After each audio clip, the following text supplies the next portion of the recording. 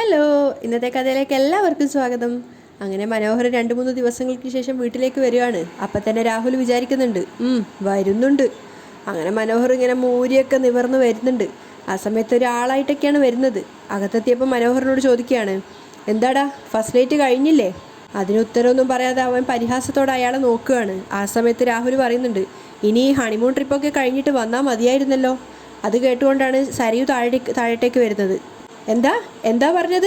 അവൾ ദേഷ്യത്തോട് ചോദിക്കുകയാണ്. അപ്പോൾ രാഹുൽ വേഗം തല മാറ്റുന്നുണ്ട്. ആ സമയത്ത് മനോഹർ കയറി ഗോളടിക്കുകയാണ്. കണ്ടാ, വട്ട് മാറിയിട്ടില്ല. ഫസ്റ്റ് നൈറ്റ് കഴിഞ്ഞോ? കഴിഞ്ഞിട്ടില്ലെങ്കിൽ ഹണിമൂൺ ട്രിപ്പ് കഴിഞ്ഞിട്ട് വന്നാൽ മതിയായിരുന്നില്ലേന്ന് രാഹുൽ ദേഷ്യത്തോടെ മനോഹറിനെ നോക്കുകയാണ്. അപ്പം മനോഹർ പുല്ല് വില കൊടുത്തിട്ട് പറയുന്നുണ്ട്, അതേപ്പറ്റിയൊക്കെ ആലോചിച്ച് കാണും. അതുകൊണ്ടാ വന്നപ്പോൾ തന്നെ എന്നോട് അങ്ങനെയൊക്കെ ചോദിച്ചത്. അപ്പോൾ സരയു പറയാണ്, അമ്മ പറയുന്നുണ്ട് അച്ഛൻ ഒരു കാലത്ത് നന്നായിട്ട് വഴിതെറ്റി നടന്ന ആളായിരുന്നു എന്ന്. അതേപ്പറ്റി ഞാൻ കുത്തി ചോദിച്ചിട്ടും ഒന്നും പറയുന്നില്ല. അത് കേട്ടപ്പോൾ രാഹുലിന് ചെറുതായിട്ട് സംശയം തോന്നുകയാണ്. പക്ഷെ അമ്മയുടെ മനസ്സിൽ എന്തൊക്കെയോ ഉണ്ട്. സരയു പറയുന്ന കേട്ടപ്പോൾ ശരിക്കും രാഹുൽ ഞെട്ടുന്നുണ്ട്. അപ്പം മനോഹർ പറയാണ്, സ്വന്തം സ്വഭാവേ എൻ്റെ മേൽ കെട്ടിവെക്കാൻ നോക്കുക. അപ്പം സരയു പറയുന്നുണ്ട്, ഇതുകൊണ്ടാണ് ഞാൻ പറഞ്ഞത് അച്ഛനെയും കൊണ്ട് ബിസിനസ് മീറ്റിങ്ങിനൊന്നും പോവണ്ടെന്ന്. അയ്യോ, പോയ കാര്യം ഒന്നും പറയണ്ട. അവിടെ നിൽക്കുമെന്ന് പറഞ്ഞിട്ട് ഞാനൊന്ന് മാറിയതേ ഉള്ളൂ, അതിനിടയിൽ മുങ്ങിക്കളഞ്ഞു. രാഹുൽ ഇങ്ങനെ മനോഹറിന്റെ കള്ളത്തരം കേട്ട് അന്തം വിട്ട് നിൽക്കുകയാണ്. അപ്പോൾ സരയു ചോദിക്കുന്നുണ്ട്, അല്ല, ഏതോ ഒരു സുഹൃത്തിൻ്റെ കല്യാണത്തിൻ്റെ കാര്യം അച്ഛൻ പറഞ്ഞായിരുന്നല്ലോ. അതിനെന്താ അവൻ ഉത്തരം പറയാന്നറിയാൻ വേണ്ടി രാഹുൽ മനോഹറിനെ തന്നെ നോക്കി നിൽക്കുകയാണ്. അപ്പം മനോഹർ ബബ്ബ അടിക്കുന്നുണ്ട്. ആ, സുഹൃത്തിൻ്റെ കല്യാണത്തിന് പോയി ഭക്ഷണം കഴിച്ചിട്ട് അടുത്ത മീറ്റിങ്ങിന് പോകണമെന്നാണ് പറഞ്ഞത്, പിന്നെ കണ്ടില്ല. മനോഹർ ആ ഭാഗം കൈകാര്യം ചെയ്ത് കണ്ടിട്ട് രാഹുൽ തന്നെ അന്തം വിട്ടുപോയി. അപ്പോൾ സരയു പറയുന്നുണ്ട്, തലയ്ക്ക് സുഖമില്ലല്ലോ, അതുകൊണ്ട് നല്ല സ്ഥലങ്ങളിലൊന്നും നിൽക്കാൻ തോന്നില്ല. അത് കേട്ടത് മനോഹർ ചിരി വരുന്നുണ്ടായിരുന്നു. അവൻ രാഹുലിനെ നോക്കി കളിയാക്കി ചിരിക്കുകയാണ്. എന്നിട്ട് സരയുവിനോട് ഒന്നും അറിയാത്ത പോലെ പറയുന്നുണ്ട്, ഞാൻ എൻ്റെ മനസ്സിൻ്റെ നന്മ കൊണ്ടല്ലേ മോളു കൂട്ടിക്കൊണ്ടുപോയത്, ഒന്ന് റിലാക്സ് ആവട്ടെ എന്ന് കരുതി. അപ്പോൾ സരയു പറയാണ്, ഇനിയെങ്കിലും അബദ്ധമൊന്നും കാണിക്കല്ലേ. ഫാദർ ഇൻ ലോയെ ബിസിനസ് മീറ്റിങ്ങിന് കൊണ്ടുവരാമെന്ന് പറഞ്ഞതുകൊണ്ട് എല്ലാവരും തിരക്കി, എവിടെ ഫാദർ ഇൻ ലോ എന്ന്. ആ സമയത്ത് ഞാൻ ഫോൺ വിളിച്ചപ്പോഴേ സ്വിച്ച് ഓഫ്. എന്നാലും ഇങ്ങനെ ഒരു കൊലച്ചത് ചെയ്യരുത് കേട്ടോ. അതെ, എല്ലാത്തിനും ഈശ്വരൻ സാക്ഷിയാ, രാഹുൽ ദേഷ്യത്തോടെ പറയാണ്. അപ്പോൾ സരയു പറയുന്നുണ്ട്, അതെ, തലയ്ക്ക് വെളിവില്ലാതിരുന്ന അച്ഛനെ മാറ്റിയെടുക്കാൻ കൊണ്ടുപോയ മനുവേട്ടനെ കുറ്റപ്പെടുത്താൻ നോക്കിയാൽ അച്ഛൻ ഇനിയും ദൈവശിക്ഷ കിട്ടാതിരുന്നാ കൊള്ളാം. ഇനിയും ഇവിടെ നിൽക്കണ്ട, മനുവേട്ടൻ ഇങ്ങോട്ടേക്ക് വാ. സരയു വിളിക്കുന്ന സമയത്ത് മനു പറയുന്നുണ്ട്, നമുക്ക് പുറത്തോട്ടേക്ക് എങ്ങോട്ടേക്കെങ്കിലും പോവാൻ മോൾക്കൊരു റിലാക്സേഷനൊക്കെ വേണ്ടേ. ആ സമയത്ത് രാഹുൽ കളിയാക്കിയിട്ട് പറയാണ്, പുറത്തോട്ടൊക്കെ ഇറങ്ങുന്നത് കൊള്ളാം, സൂക്ഷിച്ചാൽ നല്ലതാ. അപ്പോൾ സരയു ദേഷ്യത്തോട് ചോദിക്കുന്നുണ്ട്, അതെന്താ അങ്ങനെ പറഞ്ഞത്? പുറത്ത് ഞങ്ങളെ തല്ലാനും കൊല്ലാനും ആരെങ്കിലും നിൽക്കുന്നുണ്ടോ? അല്ല, ആരെങ്കിലും നിങ്ങളെ തിരിച്ചറിഞ്ഞാൽ പ്രശ്നമാ. അത് കേട്ട് സരയു ദേഷ്യത്തോടെ മനോഹറിനോട് ചോദിക്കുന്നുണ്ട്, എന്തൊക്കെയാ മനുവേട്ട ഈ പറയുന്നേ? അത് പോട്ടെ മോളു, ഗുളിക കഴിക്കുന്നുണ്ടെങ്കിലും ശരിക്കും അങ്ങോട്ട് മാറിയിട്ടില്ല, മനോഹർ സരയുവിനോട് പറയാണ്. അപ്പോൾ രാഹുൽ ദേഷ്യത്തോടെ പറയുന്നുണ്ട്, ഞാൻ ഗുളിക കഴിക്കുന്നില്ലടാ. അത് അമ്മയും പറയുന്നുണ്ട്, സരയുവാണ് പറഞ്ഞത്. വായിലിട്ടിട്ട് തുപ്പിക്കളയുവാന്ന്. അതെ, അതിൻ്റെ ഈ കാണിക്കുന്നതൊക്കെ, മനോഹർ പരിഹസിക്കുകയാണ്. എന്നിട്ട് രാഹുലിനെ നോക്കിയിട്ട് ദേഷ്യത്തോടെ അകത്തേക്ക് പോവാണ്. മോള് വാ. എന്നിട്ട് പോകുമ്പം സ്റ്റെപ്പിൻ്റെ മുകളിൽ കയറുമ്പോൾ പാടുന്നുണ്ട്, താരാപദം ചേതോഹരം. അവർ രണ്ടുപേരും മുകളിലേക്ക് പോകുന്ന സമയത്ത് രാഹുൽ ചിന്തിക്കുന്നുണ്ട്, ഇവൻ്റെ പിടിയിൽ നിന്നും എന്നാ എൻ്റെ മോളെ ഒന്ന് മോചിപ്പിക്കുന്നത്. അതേസമയം അടുത്ത വീട്ടിൽ വണ്ടി വരുന്ന ശബ്ദം കേട്ടിട്ട് രാഹുൽ ജനലിൽ കൂടെ നോക്കുകയാണ്. ആ സമയത്ത് സന്തോഷത്തോടു കൂടി കിരണും കല്യാണിയും കൂടി കാറിൽ നിന്ന് ഇറങ്ങി വരുന്നുണ്ട്, കയ്യിൽ ഒരുപാട് കവറൊക്കെ ആയിട്ട്. അതുപോലെ തന്നെ കല്യാണിയും കിരണിയും കണ്ടപ്പോൾ കുട്ടിയെയും കൂട്ടിക്കൊണ്ട് ദീപം മുറ്റത്തേക്ക് വരുന്നുണ്ട്. ആ സമയത്ത് രാഹുൽ ചിന്തിക്കുകയാണ്, എപ്പോഴാണ് ഇവരെ രണ്ടുപേർക്കും ഒരു വിവാഹമോചനം? ഇവരെ രണ്ടുപേരെയും മോചിപ്പിച്ചാലേ എൻ്റെ മോൾക്ക് നല്ലൊരു ജീവിതം ഉണ്ടാവൂ. കല്യാണി അകത്ത് കയറിയതും കല്ലുമോനെ വാങ്ങിച്ച് കൊഞ്ചിക്കുകയാണ്. ആ സമയത്ത് രാഹുൽ ചിന്തിക്കുന്നുണ്ട്, ഇവളെ എത്രയും പെട്ടെന്ന് കൊല്ലണം, കാരണം എങ്കിലേ കിരണിൻ്റെ കൂടെ എൻ്റെ മോളെ ജീവിപ്പിക്കാൻ പറ്റുള്ളൂ. ഒരു കൊടും ക്രിമിനലാണ് എൻ്റെ മോളുടെ കൂടെ ജീവിക്കുന്നത് എന്നറിയാതെ എൻ്റെ മോള് സന്തോഷിക്കുക. അപ്പം സങ്കടത്തോടു കൂടി കല്യാണി കുഞ്ഞിനോട് പറയുന്നുണ്ട്, കല്ലു, അമ്മ പോവാൻ പോവുക, ഇനി കുറച്ച് ദിവസം കഴിഞ്ഞേ വരുള്ളൂ. അപ്പം കിരണ് അമ്മയോട് പറയാണ്, ഇവളിപ്പോൾ ലോകം അറിയുന്ന ഒരു പ്രൊഫഷണൽ കലാകാരിയാണ്.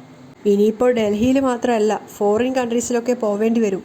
ഞാൻ US പഠിച്ചിരുന്നത്, അവരൊക്കെ ആയിട്ട് ഞാൻ കോൺടാക്റ്റ് ചെയ്യുന്നുണ്ട്. അവിടെ നടക്കുന്ന കൾച്ചറൽ പ്രോഗ്രാമിനൊക്കെ ഇവക്കിനി പങ്കെടുക്കേണ്ടി വരും. അങ്ങനെയാണെങ്കിൽ ചിലപ്പോൾ 1 മാസം കഴിഞ്ഞേ തിരിച്ചു വരാൻ പറ്റൂ. അത് കേട്ടതും കല്യാണി ശരിക്കും അന്തം വിടുകയാണ്. അവൾ പറയുന്നുണ്ട്, ഇനി ഞാൻ പോവുകയാണെങ്കിൽ എൻ്റെ കൂടെ കിരണേട്ടനും എൻ്റെ കുഞ്ഞും കാണും, അല്ലാതെ ഞാനിനി ഒറ്റയ്ക്ക് എവിടെയും പോവില്ല. അപ്പോൾ കിരണും പറയുന്നുണ്ട്, അല്ലെങ്കിൽ തന്നെ നിന്നെ ഞാനിനി ഒറ്റയ്ക്ക് വിടുമോ? ഇതിപ്പോൾ ഒഴിവാക്കാനാവാത്ത സാഹചര്യമായിപ്പോയി, അതുകൊണ്ടല്ലേ. അതിനുശേഷം കുഞ്ഞിനെ വാങ്ങിക്കാൻ വേണ്ടിയിട്ട് കിരൺ ശ്രമിക്കുമ്പോൾ കല്യാണി പറയുന്നുണ്ട്, ഇനി കുറച്ച് ദിവസം അച്ഛൻ്റെ കൂടെ തന്നെയല്ലേ കുഞ്ഞ്, അതുകൊണ്ട് ഇപ്പം എൻ്റെ കൂടെ നിൽക്കട്ടെ എന്ന് പറഞ്ഞുകൊണ്ട് അവൾ കുഞ്ഞിനെ എടുത്ത് അകത്തേക്ക് പോവുകയാണ്. പിന്നാലെ തന്നെ ഫ്രഷ് ആവട്ടെ എന്ന് പറഞ്ഞ് കിരണും ദീപയൊക്കെ അകത്തേക്ക് പോകുന്നുണ്ട്. ആ സമയത്ത് രാഹുൽ ചിന്തിക്കുകയാണ്, ആ കുടുംബത്തിൽ എന്നും സ്വർഗം പോലെയാണ്, അവരെന്നും സന്തോഷിക്കുകയാണ്. ഇനി ആ സ്വർഗം എൻ്റെ മോൾക്ക് കിട്ടണം, കിട്ടിയേ തീരൂ. ഭാനുമതി പത്രം വായിച്ചുകൊണ്ടിരിക്കുമ്പോഴാണ് സ്റ്റെപ്പ് ഇറങ്ങിയിട്ട് പ്രകാശം വരുന്നത്. പക്ഷേ പ്രകാശൻ ഒരു അപാര ലുക്കിലാണ് വരുന്നത്. പാൻറ്റും അതുപോലെ ടീഷർട്ടൊക്കെ ഇട്ട് ഷൂ ഒക്കെ ഇട്ട് കൂളിംഗ് ഗ്ലാസ് ഒക്കെ വെച്ചിട്ട്. അത് കണ്ടിട്ട് അന്തം വിട്ടിട്ട് ഭാനുമതി പറയുന്നുണ്ട്, അല്ലേ ഓരോ നിമിഷം കഴിയുന്നോറും നീ പ്രായം കുറച്ച് കുറച്ച് വരുവാണല്ലോടാ. സത്യം ഇപ്പം നിന്നെ കണ്ട വിക്രത്തിൻ്റെ അച്ഛനാണെന്നൊന്നും പറയത്തില്ല. ഓ എന്തു വാടാ ഇത്, അവർ സന്തോഷത്തോടെ മകനോട് ചോദിക്കുകയാണ്. അപ്പോൾ അവരുടെ അമ്മയുടെ മോൻ്റെ സംസാരം കാർത്തിക് അവിടെ നിന്ന് മാറി നിന്ന് കേൾക്കുന്നുണ്ട്. അപ്പോൾ പ്രകാശൻ അഭിമാനത്തോടെ പറയാണ്, എൻ്റെ അമ്മേ, കാർത്തിക ഫുഡ്സിൻ്റെ MD ആയ കാർത്തിക മോളുടെ അച്ഛനായ ഞാൻ. അപ്പോൾ ഭാനുമതി പ്രകാശനെ തന്നെ ഇങ്ങനെ നോക്കി നിൽക്കുകയാണ്. അപ്പം പ്രകാശൻ പറയുന്നുണ്ട്, എന്തുവാ നോക്കുന്നേ, ജന്മം കൊണ്ട് അവൾ എൻ്റെ മകളല്ലെങ്കിലും മകളെപ്പോലെ തന്നെയാണമ്മേ. എനിക്ക് ഇപ്പം 2 കുട്ടികളാണുള്ളത്, മൂത്തത് പെൺകുട്ടി, ഇളയത് ആൺകുട്ടി. അപ്പോൾ അഭിമാനത്തോടെ ഭാനുമതിയും പറയുന്നുണ്ട്, അതെ അതെ, എനിക്കും 2 കൊച്ചുമക്കളാ ഈ പറഞ്ഞവർ. അത് കേട്ടപ്പോൾ കാർത്തിക പരിഹാസത്തോടെ ചിരിക്കുന്നുണ്ട്. മാത്രമല്ല താൻ കുഴിച്ച കുഴിയിൽ അവർ വീണു എന്നുള്ളത് അവൾക്ക് മനസ്സിലാവുന്നുണ്ട്. അപ്പോൾ പ്രകാശൻ അമ്മയോട് ചോദിക്കുകയാണ്, അതുപോട്ടെ എൻ്റെ ലുക്കൊക്കെ എങ്ങനെയുണ്ട്? ഞാൻ പറഞ്ഞില്ലേടാ നീ ഇപ്പോൾ ചെറിയ പ്രായത്തിലായിട്ടുണ്ടെന്ന്, ഇനി എന്ത് പറയാനാ? കൊള്ളാടാ, ബ്യൂട്ടിഫുൾ. എന്തോന്നാ ബ്യൂട്ടിഫുൾ? അല്ല ഇംഗ്ലീഷൊക്കെ പഠിച്ചു തുടങ്ങിയല്ലോ. ആടാ, വിക്രത്തിൻ്റെ കയ്യിൽ നിന്ന് ഓരോന്നോരോന്ന് പഠിച്ചുകൊണ്ടിരിക്കുക. പിന്നെ നീയും ഇംഗ്ലീഷ് കാണാതെ പഠിക്കുന്നുണ്ടല്ലോ, അതൊക്കെ ഞാനും കണ്ടുകൊണ്ടിരിക്കുക. കണ്ടുപിടിച്ച് കളഞ്ഞു കൊച്ചു കള്ളി. എൻ്റെ അമ്മേ, ചിലപ്പോൾ എനിക്ക് ചെന്നൈയിലേക്ക് പോവേണ്ടി വരും. കാരണം കാർത്തിക ഫുഡ്സിൻ്റെ ഹെഡ് അവിടെയാണല്ലോ. ചിലപ്പോൾ വിദേശത്തേക്കൊക്കെ പോവേണ്ടി വരും, അമേരിക്കയിലോ ലണ്ടനിലോ ഇംഗ്ലണ്ടിലോ എന്നൊക്കെയാണ് കാർത്തിക മോള് പറഞ്ഞത്. അപ്പോൾ അങ്ങനെ വരുമ്പോൾ വിദേശികളുടെ മുന്നിൽ ബബ്ബബ അടിക്കാൻ പാടില്ലല്ലോ. അപ്പോൾ കുറച്ച് ഇംഗ്ലീഷൊക്കെ അറിഞ്ഞിരിക്കുന്നത് നല്ലതാ. എന്നിട്ട് അമ്മയോട് പറയുന്നുണ്ട്, നമുക്ക് 2 പേർക്കും കൂടി ഒരു സെൽഫി എടുത്താലോ. അങ്ങനെ അമ്മയും മോനും കൂടെ സെൽഫിയൊക്കെ എടുക്കുന്നത് കാർത്തിക കണ്ട് ആസ്വദിക്കുന്നുണ്ടായിരുന്നു. ഇവരുടെ ഈ സന്തോഷം ഇങ്ങനെ ഉണ്ടാവണം എന്നൊക്കെ ആഗ്രഹിച്ചിട്ട്. ആ സമയത്ത് അവൾ വിചാരിക്കുന്നുണ്ട്, നന്നായിട്ട് സന്തോഷിക്ക്, താഴേക്ക് വീഴാനുള്ളതാണ്. ഫോട്ടോസൊക്കെ എടുത്തപ്പം പ്രകാശം വിചാരിക്കുകയാണ്, എനിക്കൊപ്പം അമ്മയും കൂടെയുള്ള ഫോട്ടോ അയച്ചു കൊടുത്തു കഴിഞ്ഞാൽ ശരിയാവില്ല, അമ്മയ്ക്ക് എൻ്റെ അത്ര ഗ്ലാമർ പോരാ. അത് കഴിഞ്ഞിട്ട് അമ്മയോട് പറയുകയാണ്, ഫോട്ടോ ഒക്കെ എങ്ങനെയുണ്ട് നോക്കുമ്പം ഭാനുമതി പറയുന്നുണ്ട്, ഞാൻ കൊള്ളാം, കുഴപ്പമില്ല, പക്ഷെ നിനക്ക് എൻ്റെ അത്ര ഗ്ലാമർ പോരാ. അതിനുശേഷം അമ്മയെ കൊണ്ട് പ്രകാശം കുറേ ഫോട്ടോസൊക്കെ സ്വന്തമായിട്ട് എടുക്കുന്നുണ്ട്. അങ്ങനെ അമ്മയ്ക്ക് ഫോട്ടോ എടുക്കാൻ അറിയുമെന്നൊക്കെ ചോദിക്കുന്ന സമയത്ത് ഭാനുമതി പറയുന്നുണ്ട്, ഫോട്ടോ ഒക്കെ ഇപ്പോൾ എടുക്കാൻ അറിയാത്ത ആരാടാ ഉള്ളത്? ആബാലവൃദ്ധം ജനങ്ങൾക്ക് സ്വന്തം മക്കളെ പോലെയാ ഇപ്പോൾ മൊബൈൽ ഫോണ്. അപ്പോൾ പ്രകാശൻ അമ്മയോട് പറയാണ്, എങ്കിൽ പിന്നെ എൻ്റെ ഒരു ഫോട്ടോ എടുത്തതാ, എങ്കിൽ ഞാൻ വിശ്വസിക്കാം. അങ്ങനെ അമ്മയെ കൊണ്ട് പല പല പോസുകളിലുള്ള ഫോട്ടോസ് എടുപ്പിക്കുകയാണ് പ്രകാശൻ. ഇതൊക്കെ കണ്ട് മാറി നിൽക്കുന്നുണ്ടായിരുന്നു കാർത്തിക. ഫോട്ടോസൊക്കെ നോക്കിയിട്ട് പ്രകാശനോട് ചോദിക്കുന്നുണ്ട്, എങ്ങനെയുണ്ട്? തരക്കേടില്ല, എന്നാലും വിക്രം എടുക്കുന്നതിനേക്കാളും നന്നായിട്ടുണ്ട്. കാഴ്ചയില്ലാത്ത മങ്ങി ഒരാളാണ് എടുത്തതൊന്നും പറയത്തില്ല. നിന്നെ നേരിൽ കാണുന്നതിനേക്കാളും നന്നായിട്ടുണ്ട്. അപ്പോൾ പ്രകാശൻ ചോദിക്കുകയാണ്, എന്താ എന്നെ ഇങ്ങനെ കാണാൻ കൊള്ളൂലേ? ആ ഏതാണ്ട് ഇതുപോലെയൊക്കെ ഇരിക്കും. അപ്പം പ്രകാശൻ ഫോട്ടോ നോക്കിക്കൊണ്ട് പറയാണ്, അപ്പോൾ ഇത്രയും ഗ്ലാമറൊക്കെ ഉണ്ട് എനിക്ക്. എൻ്റെ അമ്മേ, ഇതെനിക്ക് ഒരാൾക്ക് അയച്ചു കൊടുക്കാനുള്ളതാണ്. ആർക്കാ മോനെ അയച്ചു കൊടുക്കുന്നത്? ആളുടെ പേര് പറഞ്ഞാൽ ഞാൻ നല്ലതാണോ എന്ന് പറയാം. അയ്യടാ, അതിപ്പം ഞാൻ പറയാൻ പോകുന്നില്ല. എടാ, വിക്രത്തിനൊരു പെണ്ണിനെ കണ്ടിട്ടുണ്ടെന്നാണ് ഞാൻ വിചാരിച്ചത്. ഇതിപ്പോൾ നിനക്ക് തന്നെ ഒരു പെണ്ണിനെ നീ കണ്ടുപിടിച്ചോ? പ്രകാശം പൊട്ടിച്ചിരിക്കുകയാണ്. സസ്പെൻസ്. ഇപ്പോൾ ഇടവേള കഴിഞ്ഞതല്ലേ ഉള്ളൂ, ക്ലൈമാക്സ് എത്തുമ്പോഴേക്കും എല്ലാം പ്രത്യക്ഷപ്പെടും. അമ്മേ, നമ്മുടെ ജീവിതം രക്ഷപ്പെടാൻ വേണ്ടി പോവുക. നമ്മളെല്ലാവരും വെച്ചടി ഉയരും. അപ്പോൾ ഭാനുമതി പറയുന്നുണ്ട്, ദേ ഞാനൊരു കാര്യം പറയാ, ഏത് ഉയർച്ചയിലേക്ക് പോയാലും നിൻ്റെയും നിൻ്റെ മോൻ്റെയും ഐശ്വര്യം ഞാനാ. അപ്പോൾ പ്രകാശനും പറയുന്നുണ്ട്, അതുകൊണ്ടല്ലേ എങ്ങോട്ടേക്ക് പോയാലും ഈ തമ്പുരാട്ടിയെയും ഞാൻ കൂടെ കൊണ്ടുപോകുന്നേ. അതിനുശേഷം ആ ഫോട്ടോസ് ലക്ഷ്മിക്ക് അയച്ചു കൊടുക്കുമ്പോൾ പ്രകാശൻ ചിന്തിക്കുന്നുണ്ട്, ഈ പ്രായത്തിൽ വിവാഹം കഴിക്കാനുള്ള മോഹമൊന്നുമല്ലടി. എന്നെ ഉപേക്ഷിച്ചു പോയ ആ ദീപയെയും അവളുടെ മിണ്ടാത്ത മോളുടെയും മുന്നിൽ എനിക്ക് ജീവിച്ച് കാണിച്ചു കൊടുക്കണം. എൻ്റെ മോനും ഞാനും ഇനി പച്ച പിടിക്കും കോടികളുടെ ആസ്തിയിൽ. എന്താടാ ഫോട്ടോ നോക്കി നിൽക്കുന്നത്? നിൻ്റെ ഫോട്ടോ നോക്കി നീ തന്നെ ആസ്വദിക്കുകയാണോ? അത് കേട്ട് രണ്ടുപേരും പൊട്ടിച്ചിരിക്കുകയാണ്. ആ സമയത്ത് കാർത്തിക ചിന്തിക്കുന്നുണ്ട്, അമ്മയുടെയും മോൻ്റെയും മനസ്സിലിപ്പോൾ മൃദംഗതാളാ. ഇതിൻ്റെയൊക്കെ കലാശക്കൊട്ട് എന്നാണെന്ന് ഇനി അറിയാൻ പോകുന്നതേ ഉള്ളൂ. അവൾ നേരെ മുറിയിലേക്ക് എത്തിയിട്ട് ഫോൺ എടുത്തിട്ട് അമ്മയെ വിളിക്കുകയാണ്. ആ സമയത്ത് പ്രകാശിന് അയച്ചു കൊടുത്ത ഫോട്ടോസൊക്കെ വെറുപ്പോടുകൂടി നോക്കി നിൽക്കുകയാണ് ലക്ഷ്മി. മുൻ ഭർത്താവിൻ്റെ വിവിധ പോസുകളിലുള്ള ഫോട്ടോസ് കണ്ടോ? അവൾ അമ്മയോട് ചോദിക്കുകയാണ്. ആള് നല്ല സുന്ദരനായിട്ടുണ്ടോ? അവൻ എത്ര സുന്ദരനായാലും എൻ്റെ മനസ്സിൽ അവന് കുരങ്ങൻ്റെ മുഖ. ലക്ഷ്മി വെറുപ്പോടെ പറയാണ്. ഞാൻ അയാളുടെ മനസ്സ് പരമാവധി ഇളക്കിക്കൊണ്ടിരിക്കുക. അമ്മയോട് അയാൾക്കിപ്പോൾ ഭയങ്കര പ്രേമ.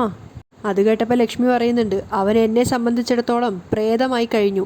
ജഡത്തെ പോലെയാ ഞാനിപ്പോൾ അവനെ കാണുന്നേ. ഞാനും അങ്ങനെ തന്നെ. ഇവിടെ എനിക്കൊപ്പം 2-3 ജഡങ്ങളുണ്ട്. അവർക്കൊപ്പം എനിക്ക് കുറച്ചു കാലം ജീവിക്കണം. അവരൊക്കെ മോഹിക്കട്ടെ, ഒരുപാട് മോഹിക്കട്ടെ. അമ്മ ഉള്ളിലെ വെറുപ്പ് 1% പോലും കാണിക്കാതെ വേണം അയാളെ മോഹിപ്പിക്കാൻ. ഇതുവരെ പല പെൺകുട്ടികളെയും നശിപ്പിച്ചത് അച്ഛൻ്റെ മോനാ. ഇനി അച്ഛനെയും മോനെയും എനിക്ക് ഒരുപോലെ നരകിപ്പിക്കണം. അപ്പം ലക്ഷ്മി പറയുന്നുണ്ട്, അവിടെ എന്താ ആ കിളവിയുടെ പേര് വിട്ടുപോയത്? ആ കിളവിയുടെ കാര്യം മറന്നു പോവരുത്. പിശാചിൻ്റെ ജന്മാണവർ. മോനെയും കൊച്ചുമോനെയും ഒക്കെ ഒരു പരിധിവരെ ഈ പരുവത്തിലാക്കിയത് അവർ തന്നെയാ. അതൊരിക്കലും മറക്കാൻ പാടില്ല. അപ്പോൾ കാർത്തിക പറയുന്നുണ്ട്, ശരിയമ്മേ, ഞാൻ ഇവിടുത്തെ ജഡങ്ങളുടെ സന്തോഷം ഒന്ന് ആസ്വദിക്കട്ടെ. അതേസമയം കല്ലുമോനെ കളിപ്പിക്കുകയാണ് കല്യാണി. അങ്ങോട്ടേക്ക് വന്നിട്ട് കിരണും കൂടുന്നുണ്ടായിരുന്നു. ആ സമയത്ത് കല്യാണി സങ്കടത്തോടെ പറയാണ്, ഇനി എൻ്റെ കല്ലുമോനെ കുറച്ച് ദിവസത്തേക്ക് കാണാനാവില്ലല്ലോ കിരണേട്ടാ. അപ്പോൾ കിരണും പറയുന്നുണ്ട്, നമ്മൾ തമ്മിൽ അകലുന്നത് നമുക്ക് 2 പേർക്കും ഒരുപോലെ വിഷമമാണ്. ഇനി ഇത്തരം ശീലങ്ങൾ കുഞ്ഞിനും കൂടി നൽകരുതെന്നാണ് എനിക്ക് പറയാനുള്ള ഉപദേശം. എന്ന് വെച്ചാൽ അതായത് കുട്ടികളുമായി ഒരുപാട് അടുപ്പമൊന്നും വേണ്ടാന്ന്. കാരണം അവരൊരു നാൾ കഴിഞ്ഞാൽ നമ്മളിൽ നിന്നെല്ലാം അകന്നു പോവും. ഇതുപോലെ ആയിരുന്നു ഞാൻ MBA കഴിഞ്ഞ് അമേരിക്കയിലേക്ക് പോയപ്പോൾ. അമ്മയ്ക്കാണെങ്കിൽ എന്നെ വിടാൻ ഒട്ടും താല്പര്യമില്ലായിരുന്നു. ഇപ്പോൾ ഇങ്ങനെയൊക്കെ ആണെങ്കിലും അന്ന് അയലത്ത് താമസിക്കുന്ന ആ ബകാസുരനാ അമ്മയെ ആശ്വസിപ്പിച്ചത്. പിന്നെ സോണിയും അമ്മയും ഒരേ കരച്ചിലായിരുന്നു. പിന്നെ അന്ന് എന്നെ കല്യാണം കഴിക്കാതിരുന്നത് കൊണ്ട് സരയു സങ്കടം കൊണ്ട് കരയുന്നതിനേക്കാളും കൂടുതൽ ആക്ടിങ് കൊണ്ടാണ് കൂടുതൽ കരഞ്ഞത്. അതുകൊണ്ട് മൊത്തത്തിലൊരു കരച്ചിലായിരുന്നു. അമ്മയ്ക്കും സോണിക്കും എന്നെ വിട്ടുപിരിയാൻ പറ്റാത്തൊരവസ്ഥയായിരുന്നു. എൻ്റെ ജീവിതത്തിൽ ആദ്യത്തെ വേർപിരിയൽ അതായിരുന്നു. അതിനുശേഷം ഇപ്പം നീ പോകുന്നത് എന്നെ വേദനിപ്പിച്ചുകൊണ്ടിരിക്കുന്നത്. എങ്കിലും ആ വേദന ഞാനങ്ങ് സഹിക്കുക. ഞാൻ പറഞ്ഞല്ലോ, നീ ഇപ്പോൾ ഒരു ഇൻ്റർനാഷണൽ ഫിഗറാണെന്ന്. അതുകൊണ്ട് ഇനി നിനക്ക് പലയിടത്തും യാത്ര ചെയ്യേണ്ടി വരും. പല ആൾക്കാരുമായിട്ട് മിങ്കിൾ ചെയ്യേണ്ടി വരും. ഇപ്പോൾ നിനക്ക് കുറച്ചൊക്കെ ഇംഗ്ലീഷ് അറിയാലോ. അപ്പോൾ കല്യാണം പറയുന്നുണ്ട്, അത്ര ഫ്ലുവൻ്റ് ആയിട്ടൊന്നും അറിയില്ല. ആര് പറഞ്ഞു? നന്നായിട്ട് ഫ്ലുവൻ്റായിട്ട് സംസാരിക്കുന്നുണ്ട്. പിന്നെ ഇട്ടാവിട്ടത്ത് തന്നെ താമസിച്ചാൽ നമ്മുടെ ഇംഗ്ലീഷ് നമുക്ക് മെച്ചപ്പെടുത്താൻ സാധിക്കില്ല. ഓ അത് ശരി. അപ്പോൾ ഇംഗ്ലീഷ് പഠിപ്പിക്കാനാണോ എന്നെ പുറത്തോട്ടേക്ക് വിടുന്നത്? നിന്നെ പുറത്തോട്ടേക്ക് വിടുന്നത് അതിനല്ല. നിൻ്റെ ആ പൊസസീവ്നെസ് ഉണ്ടല്ലോ, എന്നോടും കുഞ്ഞിനോടും വീടിനോടൊക്കെയുള്ള ആ ഒരു പൊസസീവ്നെസ്, അത് മാറ്റാൻ വേണ്ടിയാ. അപ്പോൾ കല്യാണി പറയുന്നുണ്ട്, എത്രയൊക്കെ കുറക്കാൻ ശ്രമിച്ചാലും എനിക്ക് വീടും നാടും വിട്ട് എങ്ങോട്ടും പോകുന്നത് ഇഷ്ടമല്ല. നമ്മൾ ഇൻ്റർനാഷണൽ ഫിഗറാന്നൊക്കെ പറഞ്ഞ് നടന്നിട്ട് എന്താ കിരണേട്ടാ കാര്യം? ഞാൻ ഇടയ്ക്കിടയ്ക്ക് ഈ വലിയ വലിയ നടന്മാരെ പറ്റിയൊക്കെ ചിന്തിക്കാറുണ്ട്. അവരുടെ കാര്യമൊക്കെ എന്ത് കഷ്ടാ. ഒന്ന് പുറത്ത് ധൈര്യമായിട്ട് ഇറങ്ങാൻ പറ്റുമോ? ഒരു തട്ടുകടയിൽ പോയി ചായ കുടിക്കാൻ പറ്റുമോ? ശരിക്കും പറഞ്ഞാൽ ആരും അറിയാത്തതാ നല്ലത്. സത്യത്തിൽ അമിതമായിട്ടുള്ള പണമൊക്കെ ഒരു ഭാരമായിട്ടാണ് എനിക്ക് തോന്നിയിട്ടുള്ളത്. പ്രകൃതി ദുരന്തം പോലുള്ള ദുരന്തങ്ങളൊക്കെ ഈ നാട്ടിലുണ്ടാവുന്ന സമയത്ത് സത്യം പറഞ്ഞാൽ വളരെ കുറഞ്ഞ സമയം മാത്രമേ നമുക്കൊക്കെ ജീവിക്കാനുള്ളൂ. ആ സമയത്ത് നമ്മൾ സ്നേഹിക്കുന്നവരുമായിട്ട് ഒരുമിച്ചിരിക്കുക, അതൊക്കെയല്ലേ നല്ല ജീവിതം എന്ന് പറഞ്ഞുകൊണ്ട് കുഞ്ഞിനെ എടുത്തുകൊണ്ട് കല്യാണി പുറത്തേക്ക് പോവുകയാണ്. നേരെ ഉമ്മറത്തേക്കാണ് 2 പേരും വന്നത്. അവിടെ വെച്ച് കുഞ്ഞിനെ കൊഞ്ചിക്കുകയാണ്. ആ സമയത്ത് രാഹുലോ ജനയെല്ലാം അടുത്ത് വന്നിട്ട് ചിന്തിക്കുന്നുണ്ട്, ആ സന്തോഷം, ആ ചിരി, അതെല്ലാം എനിക്ക് വേണം. ഞാൻ ആഗ്രഹിച്ചതുപോലെ എൻ്റെ അനന്തരവനായിട്ട്, എൻ്റെ മകളുടെ ഭർത്താവായിട്ട്. ആ സന്തോഷം ഇനി എൻ്റെ മോൾക്ക് വിധിക്കപ്പെട്ടതാ എന്നൊക്കെ രാഹുൽ ചിന്തിക്കുകയാണ്. അവിടെയാണ് ഇന്നത്തെ എപ്പിസോഡ് വൈൻഡപ്പ് ചെയ്യുന്നത്.